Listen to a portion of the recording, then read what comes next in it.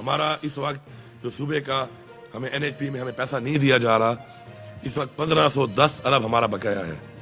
یہ ایک بہت بڑی رقم ہے، اور یہ رقم 1991 میں CCI میں اپرووڈ ہے، اور اس کے بعد 12 اس کے اوپر یہ انڈورس کیا گیا، اس کو امپلیمنٹیشن کے آرڈر کی گئے، لیکن اس کے باوجود یہ پیسے نہیں دیے جا رہے.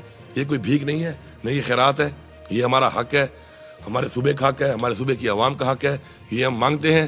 پاکستان کے حالات اگر آج معاشی طور پہ ٹھیک نہیں ہے، ہمارا ملک ہے پاکستان، ٹھیک ہے ہمیں اکٹھے نہ ملے، لیکن ہمیں یہ پیسہ ہر صورت میں ملنا چاہیے. میں وزیر اعظم صاحب یہاں پہ آئے، ہمارے صوبے میں جو یہ بارشیں ہوئیں اور اس کی وجہ سے جو نقصانات ہوئے، جو لوگ جاں بحق ہوئے ان کی فیملی کے ساتھ ہم تعزیت بھی کرتے ہیں، ان کے ساتھ ہم کھڑے ہیں. ہم نے پہلے ہی اپنا جو پیکیج ہے ان کو آلریڈی دیا تھا. وہ یہاں پہ آئے، انہوں نے بھی ایک پیکیج دیا. اچھی بات ہے اگر وہ ہمارے صوبے میں آئے اور انہوں نے پیکیج دیا ہمارے لوگوں کو، لیکن میں یہ کہوں گا کہ اگر وفاق ہمارے یہ پیسے ان ٹائم دیتا رہتا تو ہمارے ان پیسوں سے ہم ان لوگوں کے لیے روزگار کے موقع فراہم کرتے، ان لوگوں کو غربت کی لکیر سے نکالتے. یہ بہت بڑا پیسہ ہے. تو شاید ہمارے صوبے میں کچے گھر نہ ہوتے، اور یہ کچے گھر بارشوں کے بعد جو گر جاتے یا نہ گرتے.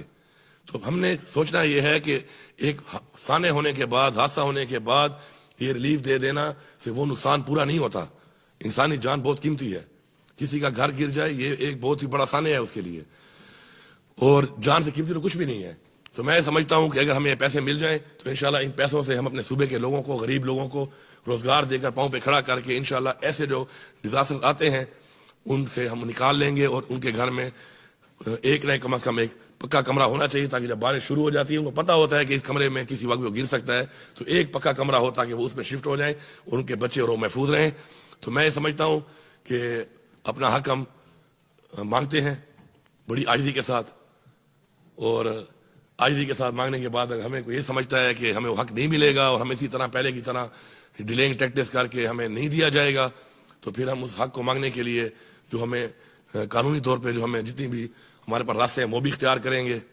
اور مجھے امید ہے کہ انشاءاللہ ہمیں حق دیا جائے گا.